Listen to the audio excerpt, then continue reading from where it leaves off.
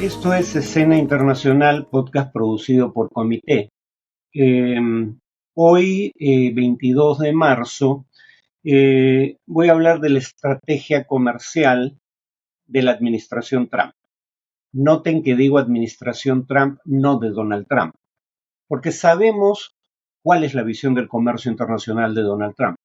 Lo sabemos porque desde la década de 80 en el siglo pasado, Trump como ciudadano privado publicó con sus propios fondos avisos en diarios como New York Times o Wall Street Journal, donde expresaba su visión del comercio, que era una visión no solo proteccionista, era además una visión mercantilista del comercio internacional. Es decir, Trump no tiene una visión liberal del comercio internacional. ¿Qué quiere decir esto? La visión mercantilista del comercio internacional es una visión según la cual el comercio no genera riqueza, solo la distribuye. La riqueza se genera en el proceso de producción, el comercio solo distribuye riqueza previamente creada. Si tú al comerciar no generas riqueza adicional y tienes déficit comercial, estás perdiendo riqueza. Parte del valor o la riqueza creada en el proceso de producción a nivel de tu economía nacional se va al extranjero y el que se beneficia es el que tiene superávit comercial. Pero esta es una visión equivocada porque si algo sabemos hoy es que desde David Ricardo con su teoría de las ventajas comparativas y las modificaciones que se le han hecho en el proceso, lo que sabemos hoy es que el comercio sí genera nueva riqueza. ¿Cómo hace eso? El comercio internacional genera nueva riqueza porque una vez que hay que competir con productores internacionales de una manera en que no se hacía cuando había barreras comerciales, eh, los productores locales menos eficientes van a perder ante productores extranjeros que con los mismos recursos pueden producir bienes de mejor calidad y a menor precio en cantidades comparables. Por eso genera riqueza el comercio, porque permite la especialización y por ende permite que cada quien destine los recursos a sus fines más productivos. Y si bien, como cree Trump, es cierto que empresas locales que antes, cuando había protección arancelaria o paraarancelaria, producían bienes de menor calidad y a mayor precio, van a perder porque ahora esos bienes van a ser importados. O sea, si bien hay un sector de la economía local que efectivamente pierde con la liberalización comercial, por otro lado, el consumidor de esos bienes se va a beneficiar porque ahora va a poder adquirir bienes importados de mejor calidad y a menor precio. Esa es la parte que Trump no ve, esa es la parte que la visión mercantilista del comercio internacional no ve. Pero hay que admitir que alrededor de Trump hay gente con una perspectiva más acertada de lo que es el comercio internacional y esa gente sí ha elaborado una estrategia, el llamado Acuerdo de Mar-a-Lago, por el lugar en la Florida donde está la casa de veraneo de Donald Trump. Eh, ¿Cuál es el problema que ven los asesores de Trump? Esto no es política oficial, pero es una visión de gente cercana o ya en el gobierno con Trump, gente cercana a Trump o que participa de su gobierno sobre cuál debe ser la estrategia de Estados Unidos en la economía internacional y no solo en el plano comercial. El problema es el siguiente, el dólar no solo tiene demanda como moneda para inversión o comercio, para importar bienes, por ejemplo, el dólar tiene demanda como moneda porque es la moneda de reserva universal. La gente ahorra en dólares, pero además, sobre todo, los bancos centrales tienen sus reservas internacionales en gran proporción en dólares americanos. Entonces, el dólar americano tiene una demanda adicional a la que podría tener cualquier otra moneda por este uso adicional. Claro, el yen, el euro, el oro también son monedas o recursos utilizados como reservas internacionales. Pero salvo por el oro, sobre todo ahora, el dólar es demandado en mucha mayor proporción que otras monedas. Entonces, porque tiene esta demanda adicional, eso eleva su cotización. Si la demanda de dólares fuera solo por razones comerciales, el déficit comercial de Estados Unidos podría conducir a un cambio en la cotización del dólar que aumente la competitividad de los exportadores norteamericanos. Pero como el dólar tiene esta demanda adicional como moneda de reserva, eh, su cotización es relativamente elevada y eso es lo que explica que tenga déficit comerciales crónicos, ¿no? Y que estos déficits vayan asociados a una desindustrialización. Por lo menos es uno de los factores que contribuye a la desindustrialización de Estados Unidos, según esta perspectiva. Recuerdo, es el acuerdo de Mar-a-Lago, de ahí estoy tomando esas ideas. ¿Cuál es el objetivo, por ende? Depreciar el dólar para revertir ese estado de cosas, sin que el dólar pierda su condición de moneda de reserva. Y esta es la parte complicada, ¿no? Si el dólar pierde valor por producto de una política deliberada del gobierno americano, probablemente sea menos demandada como moneda de reserva. Pero Estados Unidos quiere lograr ambas cosas a la vez. ¿En qué consiste la estrategia de Mar-a-Lago o el acuerdo de Mar-a-Lago? La estrategia tiene dos fases. La primera es una fase contraintuitiva, porque lo primero es, uno, colocar aranceles a infinidad de bienes importados de infinidad de países. Y eso, aunque el gobierno americano lo niegue, va a implicar mayor precio para los consumidores estadounidenses. Trump ha dicho en más de una ocasión que los mayores aranceles, el costo que estos implican, lo va a asumir el exportador. Quien exporta a los Estados Unidos va a reducir sus ganancias para poder seguir entrando al mercado estadounidense. Pero hay estudios que revelan que quien paga el costo de un arancel es el consumidor final en los Estados Unidos. Chad Brown, lo mencioné en un podcast anterior, del Instituto Peterson de Economía Internacional, lo midió. El arancel promedio a las importaciones chinas con las sanciones arancelarias de Trump durante su primer gobierno, el arancel promedio, repito, a las importaciones chinas entre 2018 y 2019 subió de 3% a 21%. Pero el precio promedio de los productos importados de China solo cayó en 2%.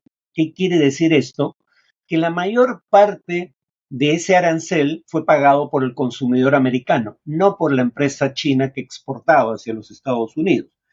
A diferencia de Trump, que sigue repitiendo lo que acabo de decir, los asesores de Trump saben que el arancel lo paga el consumidor norteamericano, pero los aranceles van a tener un efecto recesivo en los países a los que se les aplica, porque sus exportaciones van a ser menos competitivas en un gran mercado, el más importante mercado del mundo, probablemente pierdan acceso a ese mercado o si lo siguen manteniendo tal vez sea porque los productores locales reducen sus utilidades, al menos en parte, o por subsidios del gobierno.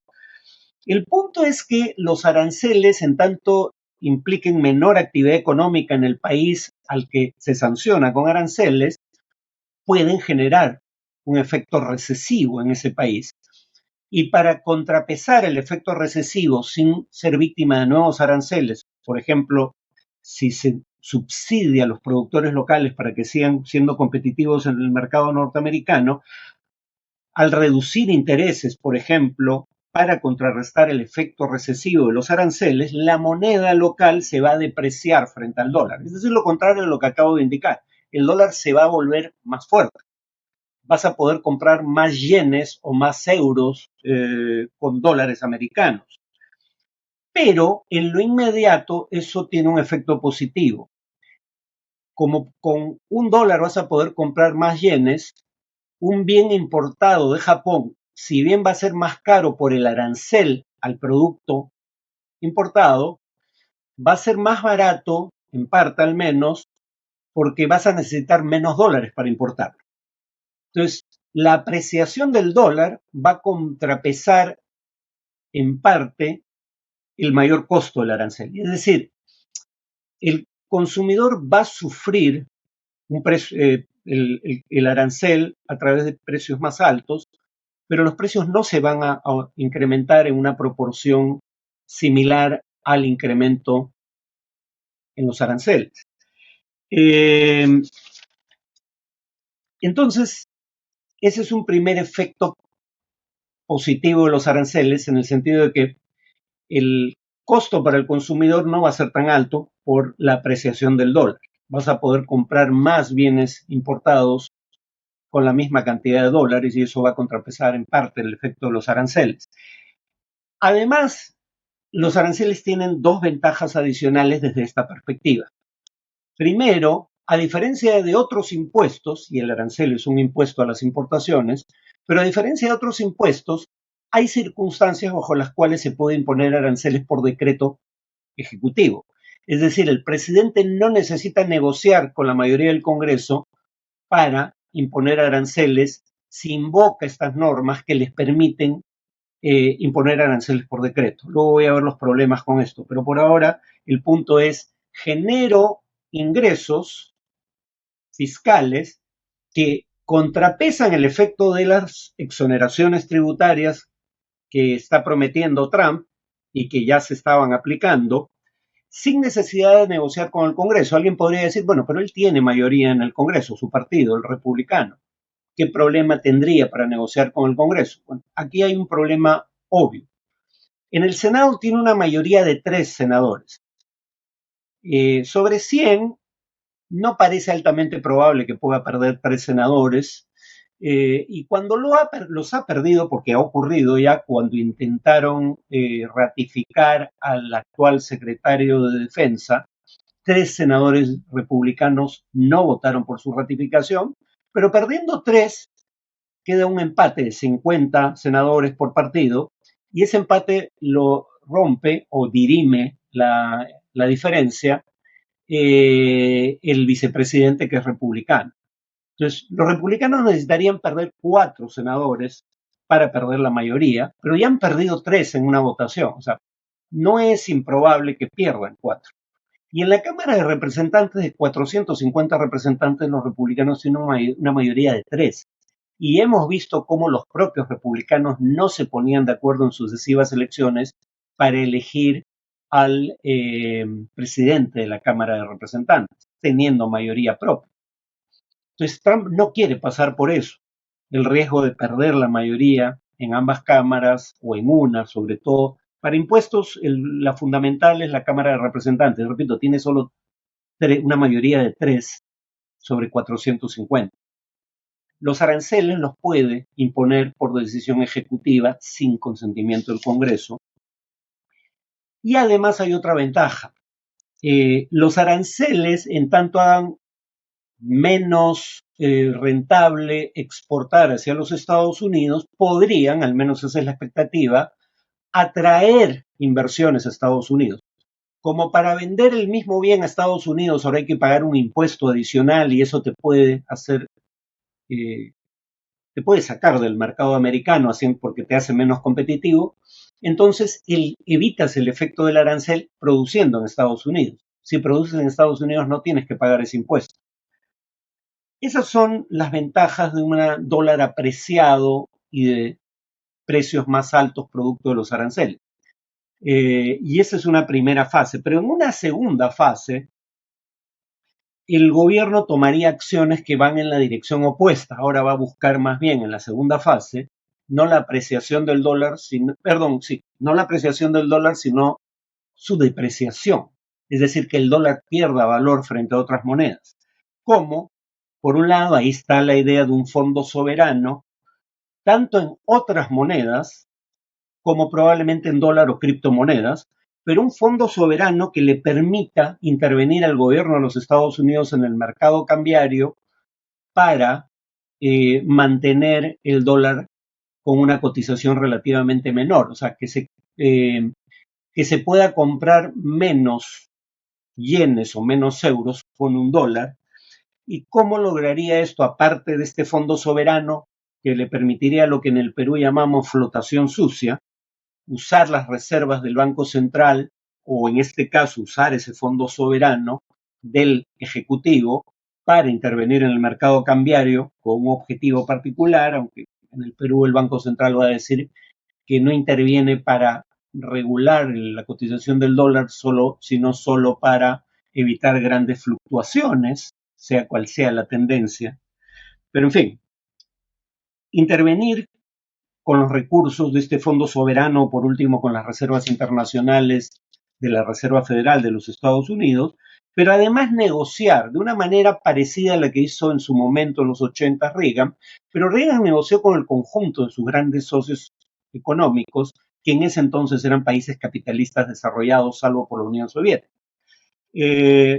Trump probablemente busque negociaciones bilaterales porque cree, con razón en parte, como vamos a ver, que en negociaciones bilaterales el gobierno de los Estados Unidos tiene mayor poder de negociación frente a cualquier economía porque es la economía más grande del mundo. Pero negociaría con los países del grupo de los 7, las otras 6 economías capitalistas más grandes del mundo, aparte de Estados Unidos, con países de Medio Oriente, que tienen grandes reservas de dólares, con países de América Latina, y les haría una oferta. Les doy garantías en materia de seguridad nacional y en materia de acceso al mercado estadounidense con una gran condición, que ustedes actúen de manera de que el dólar se deprecie o se devalúe, pierda valor frente a sus monedas, como, por ejemplo, vendiendo sus reservas en dólares. Si no hacen eso, no solo no les doy garantías de seguridad y acceso al mercado americano, sino que peor aún, en lugar de garantizarles eso, les pongo aranceles o mantengo los aranceles que ya impuse, ¿no? Elevo los aranceles o cuando menos mantengo los que ya impuse. Ese es el mecanismo para negociar que esos países vendan reservas en dólares y contribuyan a la depreciación o, si quieren, devaluación del dólar en los mercados internacionales. Y además les va a exigir nuevamente, bajo amenazas comerciales como la de imponer aranceles más altos o mantener los aranceles punitivos y impuestos, les va a exigir que contribuyan a reducir la deuda pública norteamericana cambiando los bonos del Tesoro norteamericano, es decir, la deuda pública del gobierno federal de los Estados Unidos, por otros bonos del Tesoro, pero de mayor plazo de vencimiento y a menor tasa de interés. Repito, yo te debo dinero como gobierno federal de los Estados Unidos porque tú has comprado bonos del Tesoro, has comprado deuda de mi gobierno. Pero esa deuda vence relativamente pronto y te la voy a tener que pagar al vencimiento y tiene intereses relativamente altos. Si yo pateo el pago de los vencimientos al futuro, a un futuro muy distante, lo más distante posible, porque te cambiaría esos bonos de corto plazo por bonos de largo plazo a menor interés. Entonces gano porque no tengo que pagar en lo inmediato los bonos a su vencimiento y gano porque voy a tener que pagarlos cuando deba hacerlo a un interés menor. Entonces, repito, Estados Unidos presiona a sus propios socios para que contribuyan al fortalecimiento de su propia moneda, vendiendo sus reservas en dólares y por ende debilitando la cotización del dólar, y que contribuyan con la deuda pública externa de los Estados Unidos, cambiando los bonos que tienen por bonos de mayor plazo y menor interés. Si no, van a mantenerse los aranceles o incluso se van a incrementar. Esa es la estrategia del llamado Acuerdo de Mar-a-Lago. En el siguiente podcast voy a ver qué problemas puede implicar esta estrategia. Eso sería todo por hoy.